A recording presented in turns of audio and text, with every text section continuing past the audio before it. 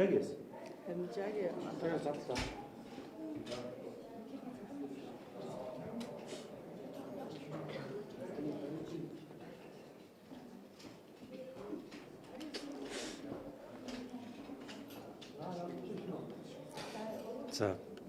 За 2025 оны 12 сарын 26-ны өдөр. За өнөөдөр оюутлогын бүлэг ордын ашиглалтанд Монгол улсын эрх ашгийг хангуулах, хүртэг өгөөжийг нэмэгдүүлэх хүрээнд хийсэн тусгай шалгалт нээлттэй сонсголын мөрөөр авч хэрэгжүүлэх арга хэмжээний тухай улсын хурлын тогтоолын төсөл маань амжилттай дэмжигдлээ.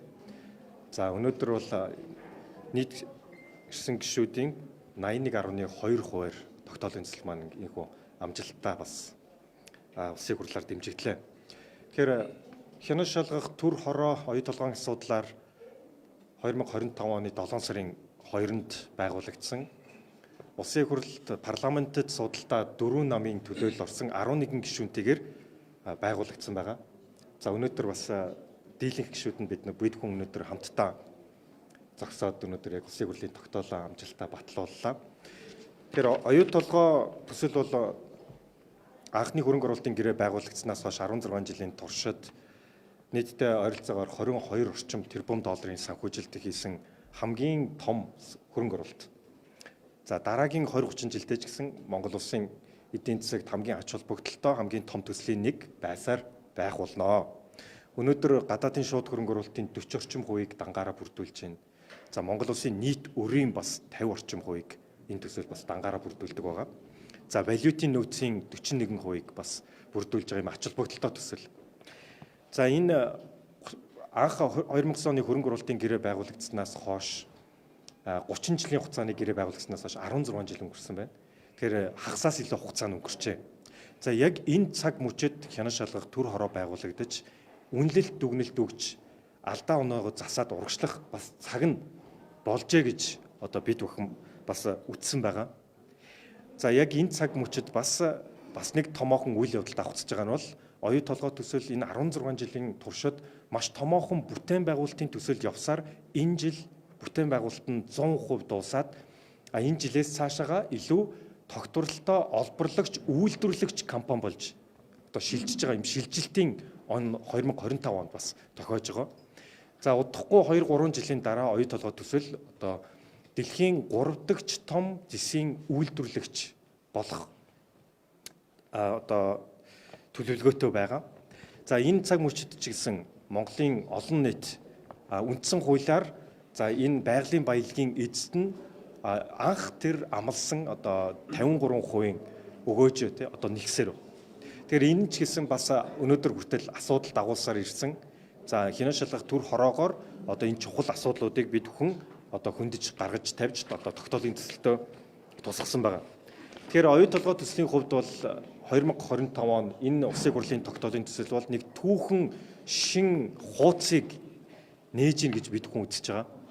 За хянаж шалгалтын одоо шалгалтаар бол нийтдээ 94,000 орчим хуудас нотлох баримт цуглуулад 18 хянаж шалгыг шинжээж ажиллаад тайлан дүгнэлтэд 3 өдрийн сонсголоор олон нийтэд за бүгдэнд нь бас тайлгансан байгаа.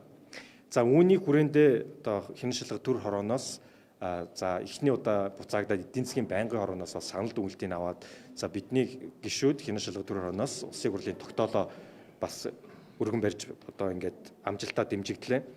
За энэ түүхэн шинэ хуудас нэгдснээр цаашаага илүү одоо харилцан ашигтай, илүү хамтдаа тэгш хэрэгтэй, илүү нээлттэй ил тод байх урт хугацааны түншлэлийг бид нар цаашдаа одоо хөрөнгө оруулагч талдаа баталгаажуулж явах нэг түүхэн шинэ хугацаа одоо хуудас нэгдсэн гэж үзэж байгаа. За бас энэ завшааныг ашиглаад за энэ 6 сарын туршид одоо бид бүхэнтэй хамт байсан бас дэмжсэн. За Монгол улсын ерөнхийлөгч, Монгол улсын их хурлын дарга, Монгол улсын ерөнхий сайд за энэ хянаж шалгах төр хорооны тогтоолыг дэмжсэн, анх дэмжиж гар хэсэг зурсан 89 гишүүн өнөөдөр бас тогтоолыг батлахад дэмжсэн улсын хурлын нийт гишүүдтэй за мөн одоо хянаж шалгах төр хорооны 11 гишүүдтэй энэ 11 сарын одоо туршид хамтдаа байж одоо энэ бүхний ард хамтдаа бид хүн гарсан. За мөн одоо хянаж шалгах төр хорооны хянан шалгагч шинжээчтэй бас төрийн байгууллагын ихэнх нь бол албан хаагчд байгаа. Тэгэхээр үнэхээр бас төрийн байгууллагын албан хаагчдын бас мэрэгжлийн ур чадварыг харуулж чадсан олон нийтэд энэ амаргүй асуудлуудыг бүгдийг ойлгуулж чадсан хянан шалгагч шинжээчтэй бас чин сэтгэлээсээ бас талархмаар байна.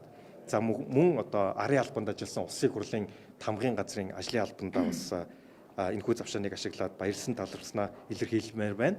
За энэ 94,000 орчим нотлох баримт цуглуулахад оролцсон, хамтран ажилласан, цаг хугацаанд материалаа гаргаж өгсөн 30 гаруй төрлийн албан байгууллагууд болон аж ахуйн нэгжүүд байгаа. Одоо бид бүхэнтэй бас хамтран ажилласанд бас баярлалаа гэж хэлмээр байна. За тэгээд эцэст нь оюу толгой бол өөрөө одоо үндсэн хуулиар тунхагласан төрийн нийтийн өмч буюу ард түмний өмч. Тэгэхээр энэ хугацаанд сэтгэлээ жилэн бид бүхэнтэй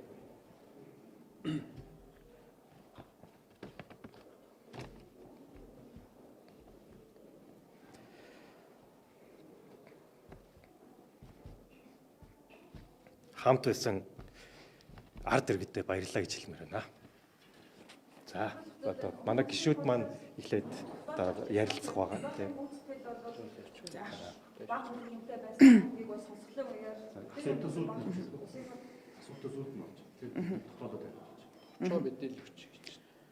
За өнөөдөр Монгол Улсын их хурал түүхэн шийдвэр гаргалаа.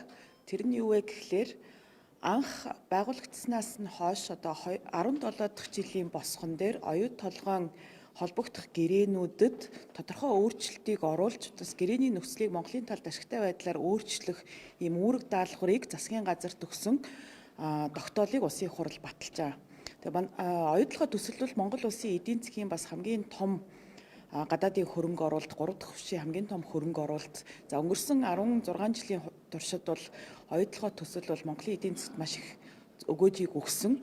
Гэхдээ нөгөө талаасаа 2009 онд анх гэрээ байгуулагдчих үед Монголын талд ноогдох өгөөж дор хаяж 53% байна гэсэн тэр зүйл заалт бол одоо болтол хэрэгжихгүй явааг бол сая хянан шалгах төр хорооноос зохион байгуулсан нээлттэй сонсгол за мөн одоо төр хорооны хянан шалгагч нар шинжээч нарын бүрдүүлсэн тайлан дүгнэлтэнд бол тодорхой туссан байгаа. Тэгэхээр өнөөдөр батлагдж байгаа тогтоолын бас хамгийн ач холбогдол бүхий заалт нь бол за Монголын талд ноогдох өгөөж 53% байх ёстой гэж анх одоо яригдж эхэлснээс хойш цаг хугацаанд энэ зүйл заалт огт хэрэгжээгүй. Тиймээс энэ холбогдох заалтыг холбогдох гэрээнд тусгаж за улмаар 3 жил тутам талууд энэ өгөөжийнхээ асуудал дээр тодорхой бас хилцээр хийх энэ нөхцөлийг бас зааж өгсөн ийм тогтоолын заалт батлагдсан. За мөн оюу толгой ХХК жил болгохны одоо үйл ажиллагааны тайланда талуудад ноогдох өгөөжийг бас тодорхой тайлагнах бас үүрэг хүлээж байгаа. Тэгээд улмаар бид нар одоо энэ өгөөж гэдэг зүйлийг хэрхэн яаж тодорхойлохын Монголын талд ноогдох өгөөжийн одоо бүрдүүлбэр хэсгүүд нь юу байх юм гэдэг талаар ч гэсэндээ гэрээнд тодорхой тусахыг бол одоо тусгаж өгсөн байгаа төр хорооны санал дүгнэлтээр. Тэгэхээр цаашдаа юу болох вэ гэхлээр өнөөдөр энэ тогтоол батлагдсанаар засгийн газрын одоо хөрөнгө оруулагч талтай хийх хилцээрийн даалгавар маш тодорхой болж байгаа. За өнгөрсөн хугацаанд бол улсын их хурлаас гэрээ байгуулагдахаас өмнө бол 40-57 дугаар тогтоол батлагдчихсэн. За мөн одоо гэрээ байгуулагдсны ар дээр 19-20-21 онуудад бол хотлоор одоо 92-103 дугаар тогтоолууд бол батлагдсан. За хянан шалгах төр хорооны хянан шалгах ажиллагааны явцад бол эдгээр тогтоолын биелэлт бас түүлийн хангалтгүй, хэрэгжилт хангалтгүй байна гэсэн юм дүгнэлт гарсан. Тэгэхээр одоо засгийн газраас хөрөнгө оруулагч талтай хилцээр хийж байгаа энэ одоо үйл явцын хүрээнд яг 92 дугаар тогтоол, 103 дугаар тогтоол за өнөөдрийн бас батлагдсан тогтоолыг одоо бүрэн хэрэгжүүлж ажиллах за Монголын талд ноогдохын өгөөжийн хувь хэмжээг 53-аас доошгүй хувьд байлгах энэ зүйл залтуудыг бүр маш тодорхойгоор гэрээнд оруулах юм үүрэг даалгавар засгийн газарт очиж байгаа.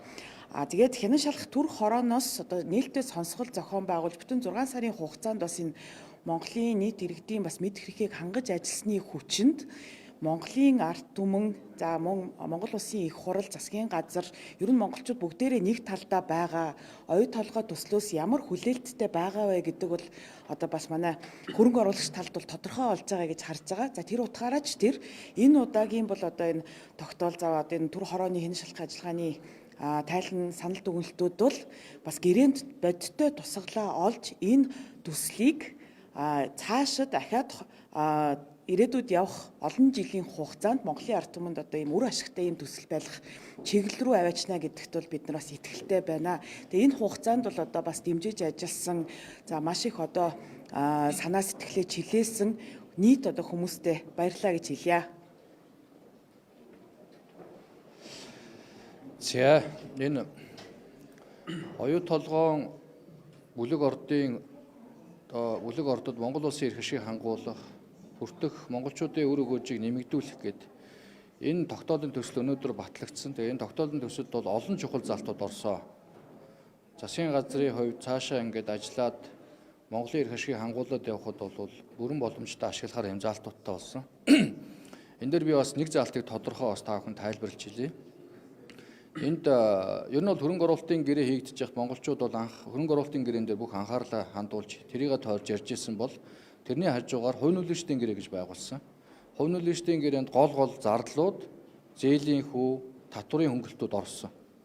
Тэгэхээр энэ удаагийн тогтоолоор бол энэ хувь нөлөөчдийн гэрээг хэрэгжилтийг дүгнэж өнгөрсөн хугацаанд Монгол улсын бас хувьд алдагдсан боломж ямар хэмжээнд үүссэн бэ гэдгийг бас тооцоолох, түүн дээр арга хэмжээ авах ийм заалт бол маш тодорхой оруулж өгсөн. Тэгээ хувь нөлөөчдийн гэрээгээ дүгнээд Монгол улсын үндсэн хууль болоод бусад хууль тогтоомж нийцүүлж нэмэлт өөрчлөлт хийж байгуулах юм үүрэг чиглэл засгийн газарт өгч байгаа. За хувь нөлөөчдийн гэрээн дээр одоо тухайлбал яг дурдах юм бол би 3 чухал зүйлийн дурдъя. Нэг зээлийн үгийн асуудлыг хэрэгжсэн. Зээлийн хүү өгтөө олон улсын жишгт уулуурхайн төслүүд өгдөг ийм зээлийн хүүнээс 3-аас 6% өндөр хүүтэй. Энэ бид нар баялгаа ашиглуулж байгаа хамтарч энэ төсөл дээр ажиллаж байгаа. Тэгэхээр хит их өндөр хүүтэй зээлээр өрөнд орж болохгүй. Тийм учраас энэ зээлийн үгийн асуудлыг өөрчил гэдэг ийм маш тодорхой чиглэл байж байгаа. За хоёрт нь давхар татвартай холбоотой бас асуудлууд яригдсан. Яг энэ хилцээрийн үеэр. За тухайлбал анх гэрээ байгуулж явах үедээ хувь нөлөөчдийн гэрээгээр тодорхой татварыг тогтворжуулсан. Оюу толгой төсөл менежментийн зардал, зээлийн хүүгээд зардлуудаа Нидерланд дахь компани руугаа авдаг. Тэнд бол давхар татварын гэрээгээр 20% татвар өгнө бол Монгол улсад төлөх ёстой. Гэхдээ хувь нөлөөчдийн гэрээгээр энийг тогтворжуулах тэг болгоцсон. Өнгөрсөн хугацаанд бол шинжээчдийн гаргасан дүгнэлтээр бол бараг 7-8 тэрбум доллар зээлийн хүү болоод менежментийн зардалт авсан. Энээс 20% гэдэг чинь одоо бараг 2 тэрбум доллар Монгол улсад төлөх юм боломж байж байгаа. Энийг бас өөрчлөх ёстой. Энэ татврын асуудлуудаа эргэж харж хувь нөлөөчдийн гэрээнд дээр харах ёстой. Гуравт менежментийн зардал. Ер нь бол аливаа төслийн хөтөлбөр байна уу бизнесийг үр ашигтай ажилуулсан зардлаа бага байлгахын төлөө менежментийн зардлыг өгдөг. Удирдлагууд нь шагнал урамшуул өгдөг. Гэтэл оюу толгой төсөл ойлгоход бэр яг эсрэгээрээ зардлаа өсгөөд байх тусам удирдлагын баг нь өндөр менежментийн зардал авдаг. Тэр гих мэтлээ ийм асуудлуудыг бас засаж залруулах ийм зүйлийг бол энэ тогтоолын төсөл тодорхой оруулж өгсөн. Тэгээ ер нь бол энэ тогтоолын төсөл гарснаар засгийн газар цаашдаа хэлэлцээрээ хийгээд энэ оюу толгойн бүлэг ордод Монгол улсын эрх ашиг хангуулах, хүртэх өгөөжийг нэмэгдүүлэх бол бүрэн ийм боломжтой заалтуудыг бол тусгаж өгсөн гэж харж байгаа. Дээр нь нэмээд энэ төсөл дээр бол бид нар анханасаа тохирж исэн хөрөнгө оруулагч нартайгаа тэр өр өгөөжөө харилцан ашигтай ил тод ёс зүйтэй авах ийм л зарчмыг баримталж байгаа болохоос биш гадны хөрөнгө оруулалтыг нэг шахаж байгаа зүйл байхгүй гэдгийг бас тодтогч хэлье. Баярлалаа. Баярлалаа. Үе үеийн парламент дээр энэ асуудлуудыг ярих гэж, хэлэлцэх гэж, олон нийтэд нээлттэй мэдээлэл өгөх гэж хичээж байсан. Гэхдээ 2024 оны 126 гишүүнтэй парламентаар энэ асуудал бас янз шалгах түр хороо байгуулагдах хэмжээнд хүртэл явж ард нийтэд үнэнтэй худалтай тодорхой мэдээллүүдийг өгсөн. Бид нар цаашдаа оюу толгойн энэ бүлэг ордтой холбоотой ордын геолог хаагуулгын судалгааг бид нар үргэлжлүүлэх шаардлагатай байгаа. Үн цэнийг өсгөх шаардлагатай байгаа. Ашиглалттай холбоотой энэ тодорхой үйл ажиллагааны тавих хяналтыг бид нар зайлшгүй сайжруулах шаардлагатай байна.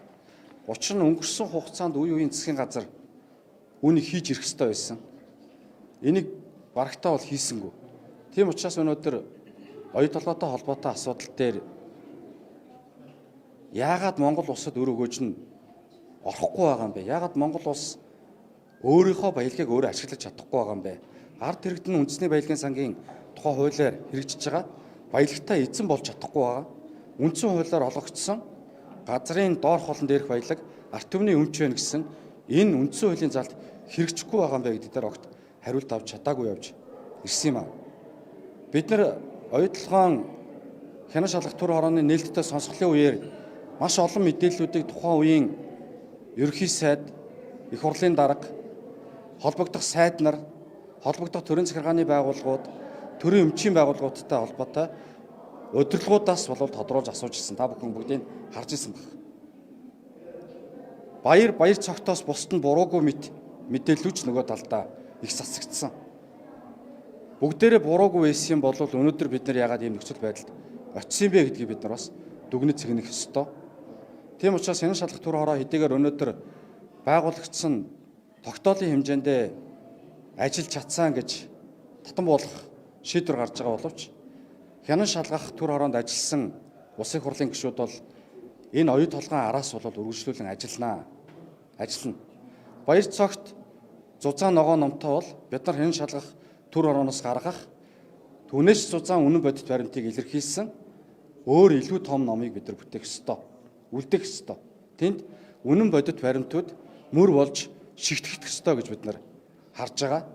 Дээрээс нь тэр хянан шалгах төр хороон дээр ярьсан тухайн үеийн өндөр албан тушаал хасч ирсэн хүмүүсийн хэн нь худал ярьж, хэн нь үнэн ярьсан энэ асуудлыг бид нар тодорхой хууль хяналтын байгууллага болон бусад нотлох баримтын хэмжээнд бол хянан шалгах үүргийг бол бид нар гүйцэтгэж ялангуяа худал мэдээлэл иргэдийг хангасан албан тушаалтнуудыг хуулийн хариуцлага татах ажлуудыг бид нар үргэлжлүүлэх шаардлагатай гэж үзэж байгаа. Оюу толгой компаниас ч гэсэн тодорхой хэмжээний мэдээллүүдийг бас өгч ирсэн. Бусад төрийн байгууллагуудаас өгч ирсэн. Энэ мэдээллийг ч гэсэн одоо бид нар энэ үйл ажиллагааг ялангуяа энэ ашиглалтын үйл ажиллагаанд тавих хяналтыг сайжруулах хүрээнд эдгээр ажлууд бол цаашдаа үргэлжлүүлж хийгднэ гэдгийг та бүхэндээ хэлье. Тэгээ Монгол улсын баялаг, Монгол улсын ард иргэдтэй үр өгөөжтэй байх ёстой. Үүний төлөө улсын хурлд сонгогдсон гишүүд за түүн дотроо хянан шалгах төр хороонд орж ажилласан анх удаа сонгогдсон энэ 11 гишүүн Батнайрамдал гишүүнээр ахлуулж өдийг хүртэл бас сайнтай муутай саартай сайхантай нийлүүлж өнөөдөр хүрлээ. Тэгээ арт түмэн маань дүгнэж цэгнэх бах. Цаашдын үйл ажиллагаа маань илүү нээлттэй явна гэдгийг та бүхэндээ бас хэлье. Тэгээд Монголын баялаг, Монголын арт түмэн, Монголын хөрш шороондоо байх ёстой. Биднэрт үр шим өгөөж хүртэх ёстой гэдэг үгээр бас өөрийнхөө үгийг төгсгөё. Баярлалаа.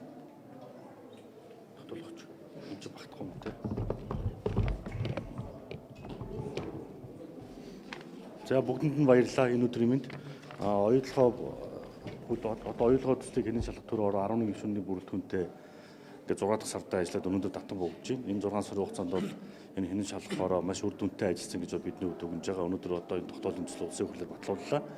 За үндсэндээ бол 5 бүлэг заалттай тогтоолын төсөл байгаа. Үүнээс би та бүхэнд 5 дахь бүлэг заалт буюу одоо Монгол улсын төв банк болон арилжааны банкудтай холбоотой заалтыг та бүхэн тайлбарлаж өгье. За ер нь бол оюутлогоо төсөл анх эхэлсэн цагаас эхлээд оюутлогоо төсөл экспортын орлого, үйл ажиллагааны зардал, за санхүүгийн аливаа гүйлгээг бол одоо Монголын арилжааны банкуд болон төв банкудаар дамжуулах юм хүсэлтийг үеийн үед Монгол Улсын засгийн газар их хурлаас шаардж ирсэн. За харамсалтай нь одоо зөвхөн 2024 оны жишээг үзэх юм бол оюутлогоо компани нийтдээ 4.2 тэрбум долларын борлуулалтын орлоготойгоос түүний 2 тэрбум доллар л одоо Монгол төв банкнд арилжаалагдсан байна.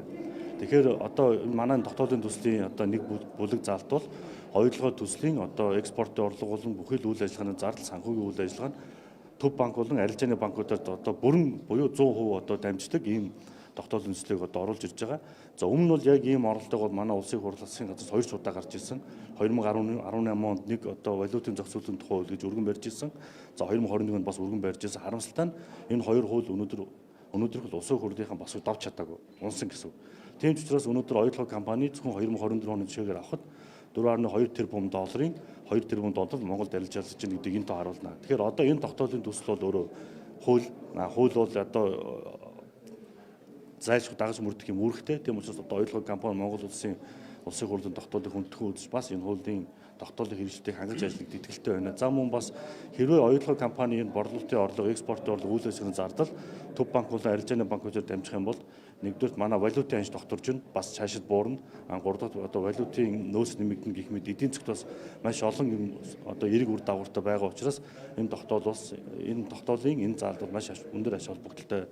За мөн хувь нөлөөлөгчдийн гэрээнд бас 7 жил хугацаанд зээлийн хүүгийн асуудлыг эргэж харах юм зохицуулалттай харамсалтай нь өнөөдөр хүртэл энэ одоо хувь нөлөөлөгчдийн гэрээний энэ заалтыг хэрэгжүүлсэн тохиолдол байхгүй. Өнөөдрийн байдлаар засгийн газар энэ тогтоолын хүрээнд мөн бас өөрсдийнхөө үйл ажиллагааны хүрээнд бол оюутлогын компанитай, Rio Tinto компанитай хэлцээрийн ширээнээр суугаад энэ тогтоолын 5 дахь хавсралт одоо 5 дахь заалт мөн энэ зээлийн хүүг бууруулах энэ ажлуудыг ажилд болгоно гэж итгэлтэй байна. Тэгээ бүгдэнд амжилт хүсье. Баярлалаа.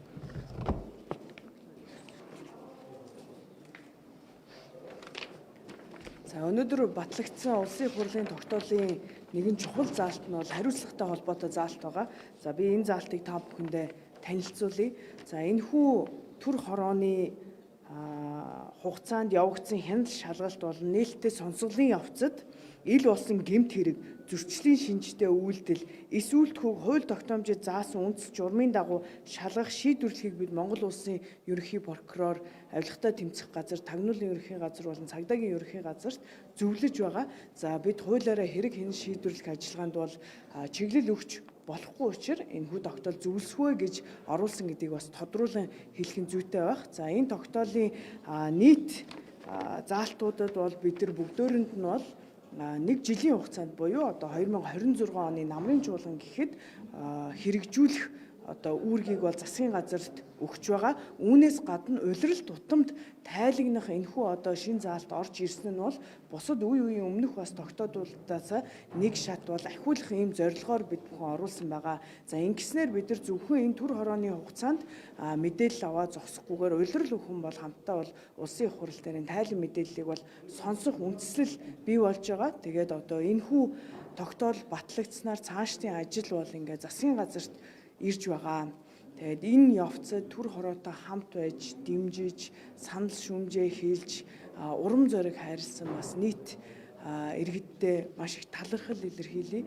За түүнээс гадна энэ иргэдэд үнэн зөв бодит мэдээлэл хүргэхэд хүч хөдөлмөрөө зарцуулж бидэнтэй хамт ажилласан нийт хэвлэл мэдээллийн байгууллагуудаа мөн нийт төр хорооны гишүүдийнхаа нэрийн өмнөөс талархал илэрхийлье. Үнэн зөв мэдээлэлтэй иргэд бол парламентын ардчлалын хамгийн том дархлаа болов гэж үзэж байна. Тэгээд энэхүү сэдвтэйгээ оюу толгойн төслийг улам үр өгөөжтэй байлгахын төлөө үргэлжлүүлэн бас төр хорооны гишүүд ажиллах болно гэдгийг хэлье. За дөрөвдүгээр засаглалын төлөөлөл болсон хэвлэл мэдээллийнхний та бүхний энэ өдрийн амар амгалан айлтгая. Та бүхнээр дамжуулан уламжлуулан нийт монголчуудаа бас нийслэл дэвшүүлье. 2019 оны 11 сарын 14-ний өдөр Монгол улсын үндсэн хуулинд нэмэлт өөрчлөлт орсон. Үндсэн хуулиар улсын хурлын хэн шалгах эрх үүргийг наривчлан, тухайлан, тодорхой асуудлын хүрээнд тодорхой хүрээнд хэрэгжүүлэх боломжийг нээсэн хэн шалгах төр хороо байгуулах ийм одоо чинь хуулийн одоо өөрчлөлт орсон юм байна. Тэгэхээр энэ өөрчлөлтөд үйлдсэн байдлаар өнгөрсөн хугацаанд хэн шалгах төр хороо байгуулагдсан тодорхой асуудлаар тухайлсан хүрээнд хэн шалгах үйл ажиллагааг явуулж эхэллээ. Үр дүн гарч байна. Хэн шалгах төр хорооны гол зорилго бол тодорхой асуудлыг тухайлсан хүрээнд наривчлан мэргэжлийн төвшөнд мэргэжлийн парламентын одоо шинэ бүтцийн хүрээнд авч үзэх энэ боломжийг нээсэн юм байна. Тэгэхээр оюутлогын энэ хэн шалгах төр хорооны бас нэг үр дүн энэ байсан гэдгийг та бүхэнд би онцлон хэлж байгаа. Үүнд бид зөвхөн одоо төр хорооны гишүүд оролцоо зогсохгүй төрийн байгууллагууд за цаашдад олон нийт нөгөө төр гол нь бол хянан шалгагч нар, шинжээчнэр, наривчлан одоо баримтад танилцж, дүн шинжилгээ гарч, экспертүүдийн үнэлт дүгнэлтээр бид нар энэ асуудыг сонссон. Сонсгол бол энэ асуудлуудтай холбоотой бүхий л талыг өөрсдийн оролцуулж, байлцуулж, асуулт асууж, хариулт авснараа бол асуудыг олон нийтэд илүү одоо тодорхой болох бас нөхцөлийг нээсэн. Энэ үүднээс энэ үйл ажиллагаа бол бидний хувьд бол бас парламентын хэн шалгах одоо эрхийг хэрэгжүүлэх шинэ одоо боломжийг шинэ нөхцөлүүдийг болгосон сайн үр дүнгууд гарч ирнэ гэдэг бас энд онцолж байна. Хоёрдугаар төсөлтэй холбоотойгоор бид нэг зүйлийг онцолж байгаа. Хоёрдугаар төсөл бол Монгол улсад зайлшгүй эрхтэй томоохон одоо хөрөнгө оруулалт технологийн болон үйлдвэрлэлийн том одоо бидний дэвшил гэдгийг бол ойлгож байгаа. Гэлэг хинэ энд бол хоёр дахь асуудлыг заавал ярьж байгаа. Зарчим өөрчлөх ёстой. Альва одоо шинэ гэрээ хэлцэл бол талуудын хувьд эрх тэгш харилцан ашигтай байхын зарчим алдагдахгүй бол энэ бол үр дүнгээ өгдөг. Хэрвээ энэ зарчим өөрчлөг бол энэс шалтгаалсан одоо үр дагаврыг би цааш нь ярихаас аргагүй байдаг учраас энэ одоо хэн шалгах төр хорооны ажил бол үүндэр төвлөрч үр дүнгээ гаргасан гэдэг бас манай хэн шалгах төр хорооны дарга Батнайранд за гишүүд маань бол байнга одоо хөлөвшөрсөн гэдгийг хэлье. За энэ улсын хурал дээр бид тогтоол батлуулж байна. Улсын хурлын одоо шинэ чуулганы өнөөдөр тогтоолыг бол гишүүд маань дэмжиж батлалаа. Энтэй холбоотой нэг заалтыг би зориуд тав хүнд бас танилцуулах үүрэг хүлээж байгаамаа. Онтрогийн асуудалтай холбоотой стратегийн ач холбогдол бүхий оюутлогоо бүлэг ордын талбай хайлын заагт орших, жавхлан чивээ толгой, ашигт малтмын тусгай зөвшөөрөлтөй холбогдсон шийдвэр, ажиллагааны хууль зүйн үндэслэл, хууль нийцсэн байдлыг нягтлж шаардлагатай тохиолдолд тусгай зөвшөөрлийг тусах. За ийм одоо шинэ заалт орсон. Энэ яаж юм гэхээр одоо бидний хувьд бол энэ оюутлогоо бол өөрөө стратегийн одоо том бүлэг орд юм байна. Энэ бүлэг орд дотор онтрогийн эзэмшиж байгаа хоёр лиценз байгаа. Тусгай зөвшөөрөл. Энэ тусгай зөвшөөрлийн энэ олголт нь ажиллагаа нь бол хуулийн дагуу болсон уу гэдэгт заавал одоо бид дахин нарийнчны одоо хэлдэг. Энийг бол засгийн газар чиглэл болгож байгаа. Шаардлагатай гэж үзвэл энийг бол цуслах одоо эрх нь бол засгийн газарт өөрт нь байгаа. Тэгэхээр энэ одоо асуудлыг таавхан авч үзээшээ гэж байгаа. Шалтгаан юу гэхээр энэ цаашдын одоо бидний томоохон одоо шинэ гэрээ хэлцэлтэй холбоотой энэ ордог ашигтай холбоотой суурь нь. Энэ суурийг бид зөв тавиагаас болоод тоол оюутлогоо төсөлдөр ч гэсэн бас үүнтэй үйлдсэн, үүнтэй ижил төстэй асуудал үүссэн байна. Тэгэхээр энийг бол хэн шалгалтын явцад тогтоож энийг бол онцгойлон одоо энэ оруулаа. За түүнтэй үйлдсэн байдлаар Монгол улсын үндсэн хууль болон бусад хууль тогтоомжийн хэрэгслийг хангуулж үр өгөөжийн дийлийнх нь ард түмэд ногдсон зарчмыг хангаж байхаар төрийн эзэмшлийн хэмжээг тогтоох санал босруулах. Ирээдүйд Монголын талын хүртэх үр өгөөжид сөрөг нөлөөлөл үр дагавар бүхий санхүүжилт хөрөнгө оруулалтын аливаа үүрэг хариуцлага хүлээхгүй байх нөхцөлийг бүрдүүлэх гэж байна. Тэгэхээр эндээс тодорхой зүйл гарч ийн л да. Оюутлогоо төсөл бол бидэнд туршлага боллоо. Тэрнээс гадна бидэнд бас сургамж авчирж байна. Бид цаашдаа одоо шинэ томоохон стратегийн ордыг ашиглахын тулд үндсэн хууль зайлсан Монголын ард иргэд үр өгөөжийн хүртэх, дийлэнхийн хүртэх энэ одоо нөхцөлийг хангасан харилцааг бүхий л өвчнөд бол чухалчна гэж байгаа юм. Гэрээ байгуулалтаа үйлдсэн байдлаар санхүүгийн одоо шинэ процесс өрнөдөг. Санхүүгийн үйл явц өрнөдөг. Энэ дээр бол заавал одоо Монголын талд бол сөрөг нөлөөд үзүүлэхгүйгээр энэ асуудлыг бол энд онцлог дурдсан байгаа шүү гэдэг хэлээ. Талууд байнга энийг илэрхийлж ирсэн. Одоо олон нийт ч гэсэн энийг бол байнга илэрхийлж байна. Монголын ард түмэн бол өндөр боловсролтой, чадвартай, мэдээлэлтэй ийм одоо ард түмэн. Энэ мэдээлэлээс урьдсан байдлаар өөрсдөө бас энэ асуудал нэгт орж байгаа учраас энэ бол ийм байдлаар тусч байна. Хариуцлага түүнчлэн хөрөнгө оруулалтын аливаа үүрэг хариуцлага хүлээхгүй байх нөхцөлийг бүрдүүлэх, баяжмлын агуулмжийг уурхайн амнаас лабораториор хянан баталгаажуул экспортод гаргах гэсэн байна. Тэгэхээр бид энэ баяжмлын агуулмж дотор алт бий, зэс бий, молибден бий, мөг бий. Тэгэхээр энэ одоо шинэ баяжмлыг бид бүрэн хянж авах ёстой. Өнөөдөр бол яг хуу хянж байгаа тодорхой лабораторийн дүгнэлтүүд бол байна. 3 одоо лаборатори дээр дүгнэгдэг. Тэгэхээр цаашдаа энийг бол уурхайн ам дээрс бүрэн бид шинжилж ээж энэ агуулмжийг бүрэн байж ээж эндээс бид бол тооцоогоо бүрэн гаргадаг. Монголын талын хүртэх үр өгөөч гэсэн үүнтэй үйлдсэн байдлаар бүрэн байх чиглэлээр бас энийг тогтоол тусгасан байгаа шүү гэдэг хэлье. Тэгэхээр цаашдаа онцлогтой холбоотой энэ хоёр одоо лицензийн хүрээнд томоохон одоо бас орд ашиглах хэлцээр хийгдэн, гэрээ байгуулагдана. Энд бол шинээр байгуулагдана гэдгийг бид бол сонсголын үеч гэсэн хурлааны одоо тэмдэглэлүүдээр байнга одоо шинэ оруулж ирсэн. Одоо төр ороо уралдахдаа ч гэсэн энийг бол байнга одоо тэмдэглэж ирсэн. Энэ асуудал бол монголчуудын хувьд үндсэн хуулийн эрхээ эдлэх бүрэн боломжийг олгосон байдлаар гэрээ хэлцэл цаашлаад бизнесийн хамтын ажиллагаа өрнө гэдэгт бол бид эргэлзэх байна. Ингээд энэ үйл ажиллагаа нь бүхий л талын хүчин чармаалт гаргасан хүн болгонд энэ төр хороог одоо жишээ нь одоо ахалсан би одоо Батнайранд гишүүн манай шинээр сонгогдсон анхудаа сонгогдсон залуу гүшүүд байгаа. Нам намын төлөөл. Энд бол ямар нэгэн намын эрх ашиг байхгүй. Энэ бол зөвхөн монголчуудын, Монгол төрийн, Монгол улсын эрх ашиг байсан. Үндээр бол бүгд одоо шинэ сэтгэл зүрэх, хүчин чармаалтай бүрэн дайжилсан гэдгийг та бүхэнд хэлье. Шинжээчд мэрэгжлийн одоо шинжээстэд ажилласан. Тэд байхгүйгээр энэ ус үр дүн гарахгүй. Цаашаа төрийн албан хаагчдаар дамжуулсан одоо шинэ мэдээллийг одоо олж авах, мэдээллийг хүргэх энэ томоохон захаан байгуулалт. Улсын их хурлын байнгын хороо, улсын их хурлын төр хороонд одоо ажилласан хамгийн газрын ажилтнууд гээд нөгөө төвөр та бүхэнд байж байна. Хэвлэл мэдээллийн маань бол энэ ажлыг бүрэн дэмжсэн. Монголын ард түмэн бас бүрэн дэмжсэний үр дүнд бол энэ ажлын үр дүн гарлаа гэдэг хэлээ. Цаашдаа томоохон гэрээ хэлцээлийн үрд ямагт бидэнд бол мэрэгжлийн төвшөнд бидний одоо сургамжид суурилсан, туршлага суурилсан байдлаар хийгдэх юм байна гэдэгт бол бид бүрэн итгэлтэй байгаа шүү. Би тэгээд одоо нөхдүүд туул их баярж байгаа илэрхийлье. Залуу гүшүүд маань бол үнэхээр хариуцлагатай. Тэрнээс гадна маш одоо мэрэгжлийн төвшөнд байна шиг үдэг хэлье. Баярлалаа та бүхэнд. За бунтхан асуулт авчих. Улсын хурд орж ирсэн танаа улсын хурд дээр одоо байнгын дээр дэвсгэр хамтгүй өөрчлөлт орсон уу? Шиг үлээ дэвсгэрч гаргасан байсан шүү дээ. Тэгэхээр та бүхний анх гаргаж ирсэн орж ирсэн тэр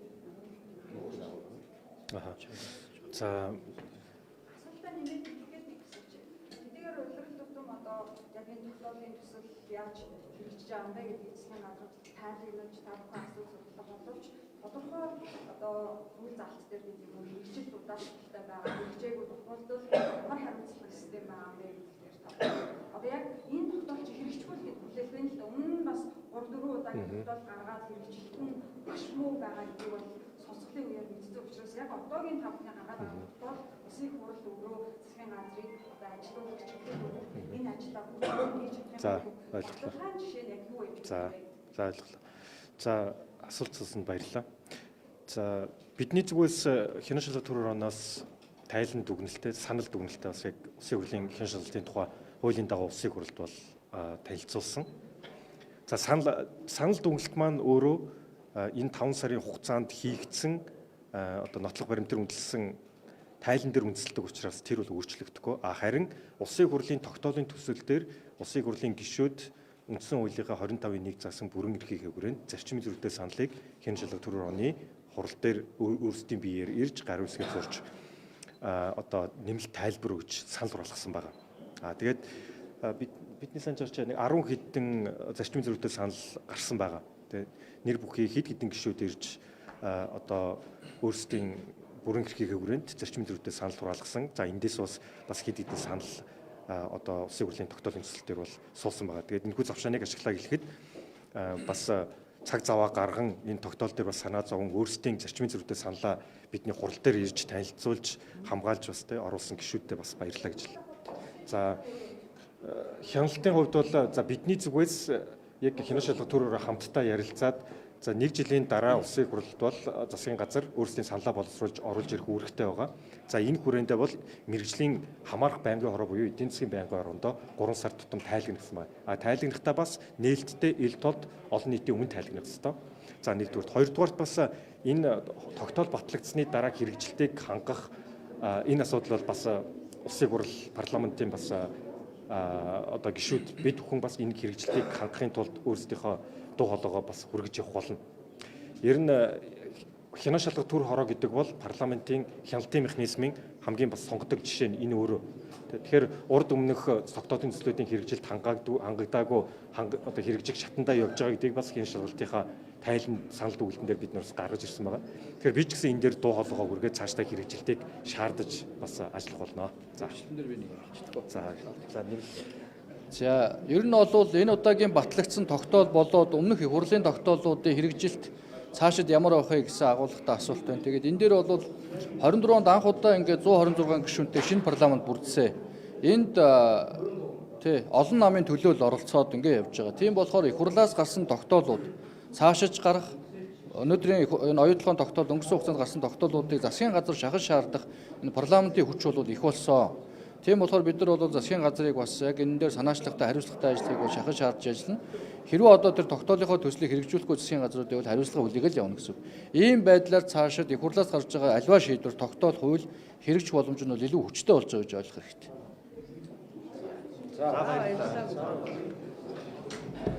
Техник